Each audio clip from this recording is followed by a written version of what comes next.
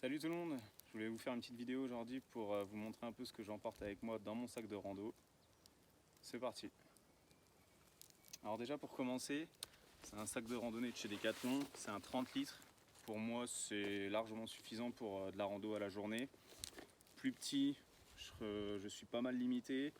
Plus grand, on a envie de prendre encore plus de trucs et c'est encore plus lourd. Donc 30 litres pour moi c'est vraiment très bien.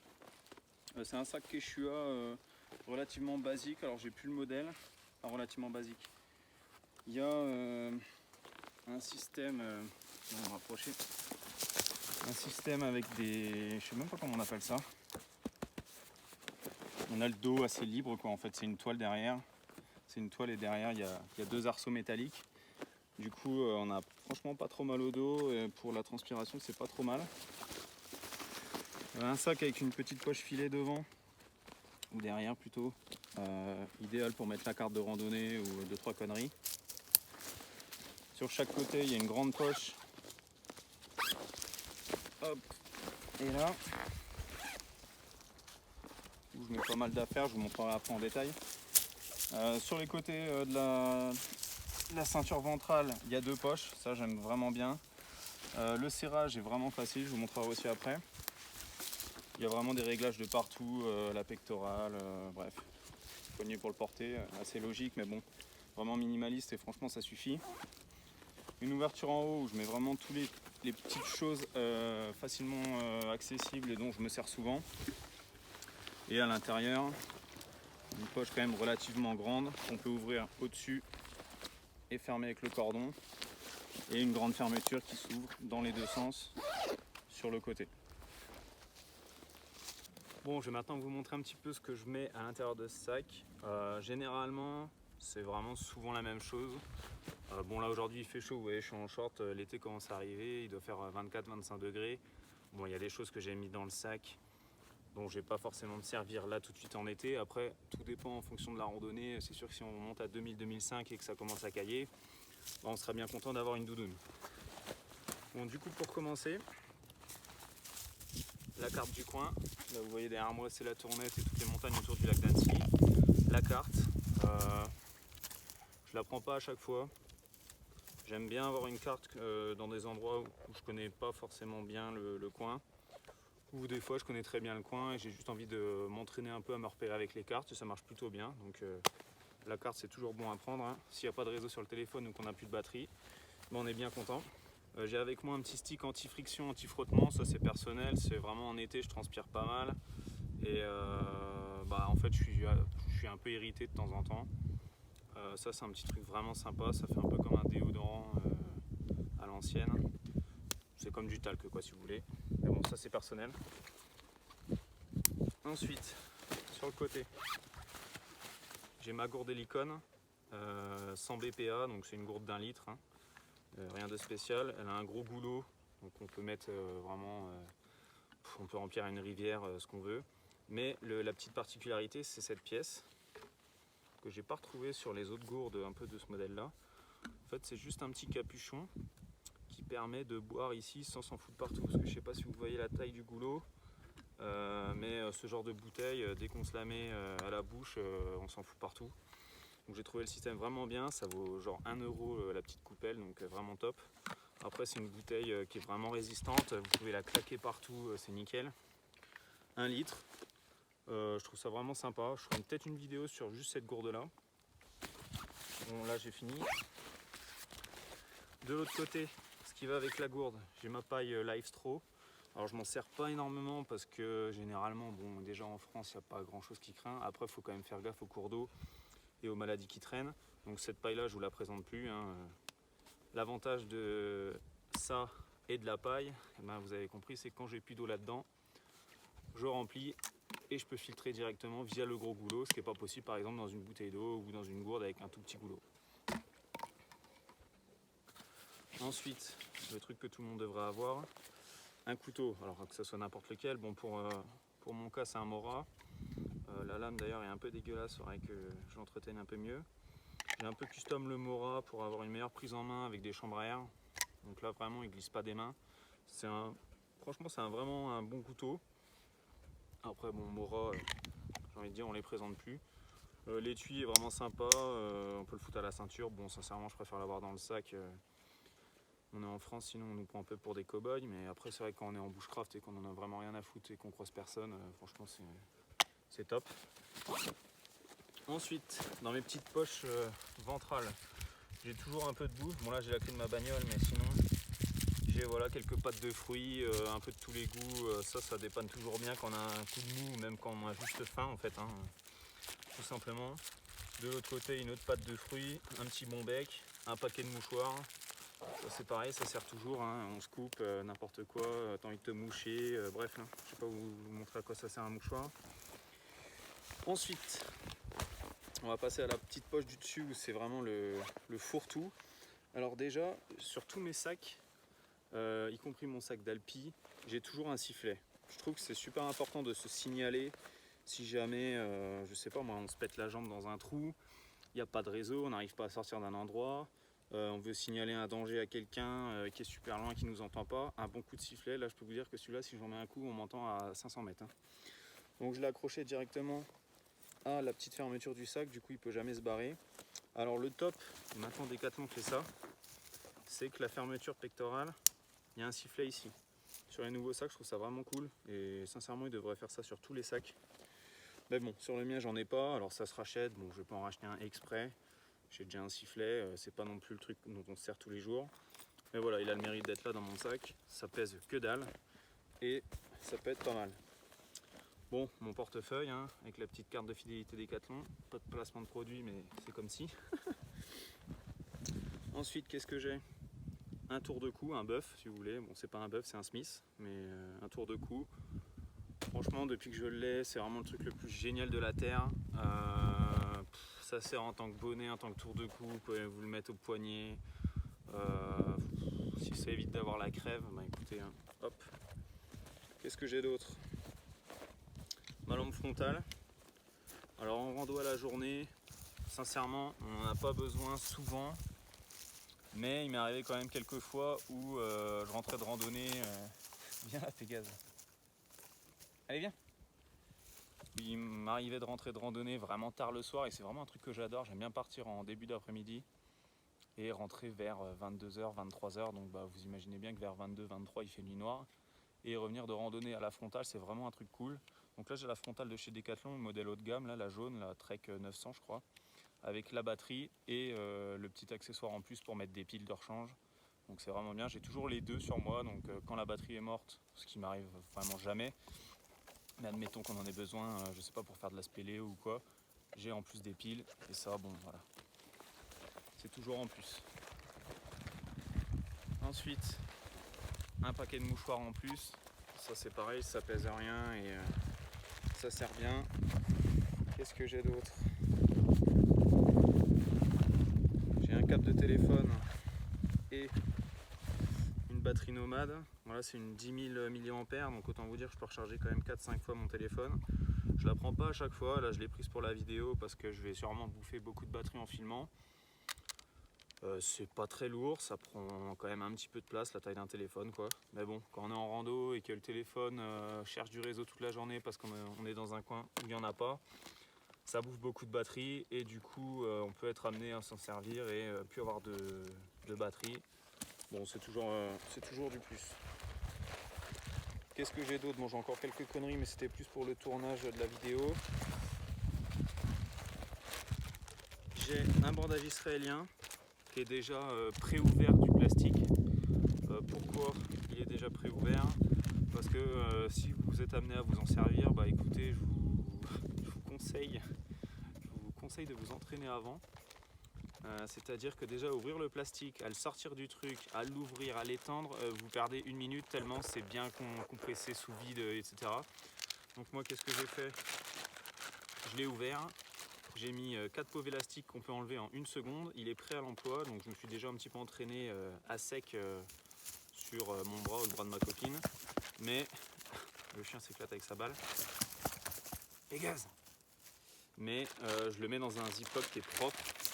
Pareil, le ziploc, 1 seconde à ouvrir, on perd pas de temps, ça prend pas de place, c'est léger. On le replie bien sous vide.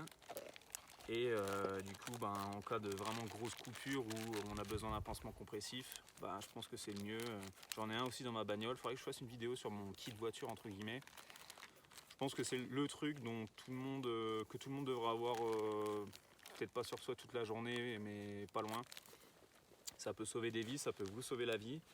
Et dans un sac de randonnée ou même d'alpinisme, si on se pète la gueule, je sais pas moi, avec son piolet, qu'on s'entaille la jambe, ça peut aller très vite, on glisse sur des rochers. Je pense qu'on s'est déjà tous pété la gueule le long de la mer sur un rocher.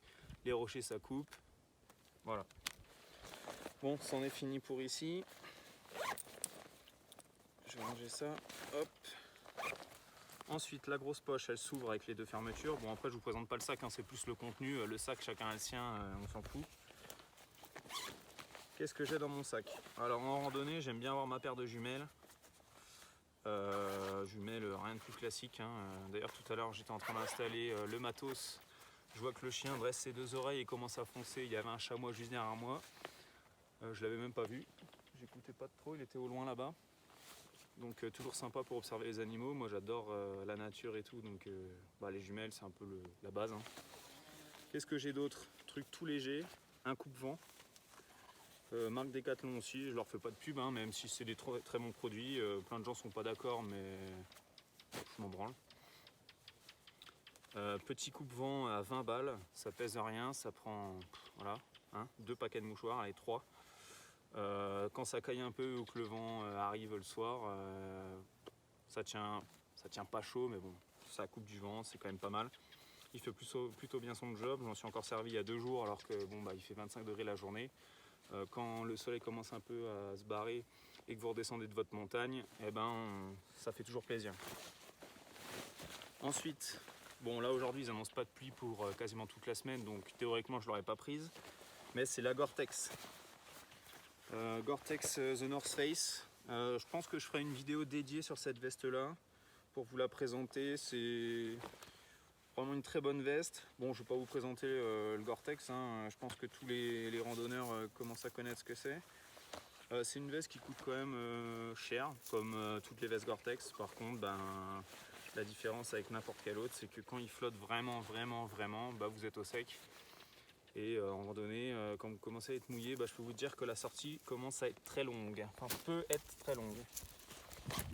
Qu'est-ce qu'il y a? T'as revu un chamois? Allez, viens là. Viens ici, là. Bon, on finit le déballage. Il y a une petite poche à l'intérieur de mon sac. Sincèrement, j'ai jamais rien mis dedans. Je trouve pas ça super pratique. Là, il y a un petit truc pour mettre la clé, mais bon, sincèrement, j'aime pas trop. Bon, là, comme je vous disais, il fait 25 degrés dehors, donc la doudoune, c'est ma doudoune d'Alpi parce que j'ai que celle-ci sous le coude. Elle prend pas trop de place, elle se range bien dans une petite poche. C'est un peu le même système que ça, j'aime bien. Une doudoune, ça tient tout le temps chaud, c'est vraiment bien. Après, à toujours garder au sec, parce qu'une fois que ça c'est mouillé, c'est pas la peine, ça sert à rien de la mettre. Donc là aujourd'hui j'en ai vraiment pas besoin, il fait bon, il fait chaud. Après pour les randonnées où il y aurait pas mal de vent en hauteur, où ça pourrait potentiellement un peu cailler vers 2000, 2005, je sais pas, ça dépend. La doudoune, je la recommande et je pense que tout le monde en a dans son sac. Je vais finir sur un truc qui va avec le brodage israélien et qui est tout autant aussi utile. Et je crois qu'on aura fait le tour. Il reste juste la petite pochette étanche. Moi elle est intégrée à mon sac, mais si vous n'en avez pas, achetez-en une, ça dépanne toujours. Le Medikit. Alors c'est pas un Medikit qui est étanche que j'ai, c'est pour ça que je l'ai mis aussi dans un Ziploc. Ziploc génial, pour garder des choses au sec, que ce soit des gants, ce que vous voulez. C'est un petit Ziploc de la marque Helicon. Alors j'ai beaucoup de choses de la marque Helicon, je vous présenterai ça, j'en ai plein derrière moi. Il faut que je fasse d'autres vidéos. C'est un Medikit qui est très simple d'utilisation. Alors il prend un peu de place, c'est un peu son inconvénient. Il a une petite poignée là et une petite poignée là. Ça sert pas à grand chose, mais bref. Il prend pas mal de place parce qu'en fait il y a beaucoup de rangements. Donc c'est super, il est super aéré, super utile. On retrouve vite fait tout ce dont on a besoin. Par contre il prend un peu de place. Avant j'avais un truc une petite pochette rouge, pareil Medic, vachement plus simple. C'était juste une poche. Je mettais tout à l'intérieur. Le souci, c'est que pour s'y retrouver, pour trouver un pansement, pour trouver un truc, c'était un peu la galère. Du coup, j'ai acheté ça. Depuis, je l'ai gardée. Elle prend un peu plus de place, mais en vrai, c'est vraiment plus simple. Du coup, elle s'ouvre en deux comme ça. Alors, c'est pas trop facile de vous montrer ça ici. Et encore en deux, voire en trois. Donc, de loin, ça fait ça. J'espère que vous verrez. Je vous ferai un plan rapproché après. Puis bon, bah après voilà, hein, vous mettez tout ce que vous voulez dedans. Bon, j'ai pas mal de pansements, de petites crèmes. Le truc absolument indispensable, j'ai envie de dire, un briquet-bic et du scotch tout autour. Ça, tous les bricoleurs, les survivalistes, les randonneurs devriez avoir ça.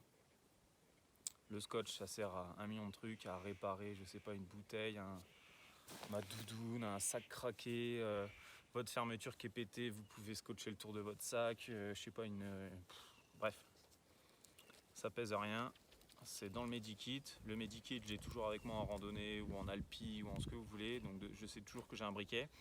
Après, j'ai un petit garrot, une pince à épiler pour les trucs un peu qui sortent du commun, un petit miroir qui est en métal mais qui marche très bien. Ça pour se regarder des endroits, je sais pas, sous le cul ou n'importe quoi, voir si on a des tiques ou quoi, ou même une coupure hein, qu'on verrait pas directement de nous-mêmes si on est tout seul. Petit miroir, ça coûte rien. Donc c'est un miroir métallique, hein. Il craint pas les chocs ni rien. Dans sa petite housse en cuir, vraiment très pratique. Après bon, j'ai rien de spécial, hein. Couverture de survie, toujours très utile. Des bandages, des petits désinfectants. Qu'est-ce que je pourrais vous montrer ici? Des Doliprane, un tire-tic, grosse tic, petite tic. Ça c'est pareil chez Decathlon, ça vaut pas cher, c'est vraiment pratique, je m'en suis déjà servi. Surtout quand on a le fauve à côté qui se roule dans l'herbe toute la journée et qui ramène des tiques tous les jours, n'est-ce pas? Bah ça sert bien. Donc voilà pour le Medikit, je me rapproche un peu de vous, je vais vous montrer ça de plus près. Bon voilà, on a fait à peu près le tour de mon sac de randonnée. Donc là il était quand même pas mal blindé et pourtant c'est déjà un 30 litres. Si vous rajoutez à ça votre casse-dalle de la journée et je sais pas quoi d'autre, bah, vous voyez les 30 litres c'est quand même vite pris. Pourtant il n'y a quand même pas grand chose d'exceptionnel. Donc voilà ce que je voulais vous montrer tout à l'heure. Mon Medikit Helicon. Avec la petite paire de ciseaux qui peut être pratique. Hop, donc vous voyez il se replie comme ça, bon d'une main c'est pas terrible. Il peut se fixer sur les passes en molle, là c'est adhésif. Non, adhésif, vous m'avez compris. Ça se scratch quoi, c'est des velcro. Donc voilà, on a fait à peu près le tour de mon sac. Donc là c'était une petite vidéo sur mon sac de rando. J'espère que ça vous aura plu. Je pense rien avoir oublié de particulier. D'habitude j'ai aussi la gourde du chien, forcément. Donc je disais, j'ai aussi la gourde du chien pour le faire boire tout simplement. Sinon voilà à peu près ce que j'emporte à peu près à toutes mes randos, ça fait beaucoup d'à peu près. Regardez-le, il s'éclate. La Gore-Tex, la doudoune, je les prends pas à chaque fois, hein, forcément. Quand ils annoncent grand soleil et 30 degrés, c'est du poids et de la place pour rien, vous vous en doutez bien. Après, dans des journées où on n'est pas sûr de la météo et où ça caille un peu, bon voilà, c'est toujours dans mon sac. J'ai juste oublié de vous dire un petit truc concernant mes affaires dans mon sac. C'est toujours quasiment rangé exactement à la même place pour pas perdre du temps quand je dois les sortir. Surtout le Medikit ou je sais pas, ma lampe frontale, mon couteau, ma gourde, n'importe quoi, c'est toujours rangé au même endroit, comme ça on mémorise les choses. Je trouve ça assez important. Alors là, dans le contexte de la rando, on s'en fiche un petit peu, on n'est pas pressé par le temps. Mais c'est vrai que les choses vraiment utiles et importantes, je trouve ça important encore une fois de les ranger toujours au même endroit pour pas perdre de temps à les sortir. Bon, j'espère que cette vidéo vous aura plu sur mon petit sac de rando et le matos que je prends à chaque fois. Je vais tout de suite tourner une autre vidéo sur du matos de randonnée, pas forcément de randonnée. J'aime bien aussi aller en forêt comme ça sans forcément faire 15 bornes. et du matériel un petit peu plus simple et complètement différent du sac de randonnée. Donc on se retrouve tout de suite pour une autre vidéo et j'espère que celle-ci vous aura plu. Allez, c'était Yohan, ciao.